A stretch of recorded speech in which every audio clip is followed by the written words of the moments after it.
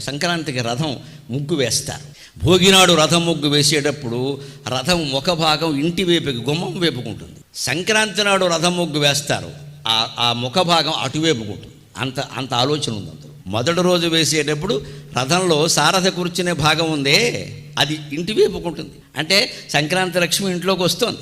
సంక్రాంతి నాడు కనుమ నాడు వేసేటువంటి రథం ముగ్గులో ఆ సారథి కూర్చున్న భాగం అటువైపుకుంటుంది. సంక్రాంతి లక్ష్మిని గౌరవంగా సాగనంపుతున్నాం, శాశ్వతంగా మన ఇంట్లోనే ఉండమని అనకూడదు, అది మళ్ళీ స్వార్థమే. ఆవిడ ఎక్కడ దొరకదలుచుకుంటే అక్కడ పెడుతుంది, దానికే ఉందండి. ఆడపిల్ల పుట్టింటికి వస్తే స్వాగతం చెబుతాం, ఉండిపోమ్మా అంటే కూడా తప్పు, వీడియోకులు అయితేనే ఉంటారు, లేకపోతే ఉండరు.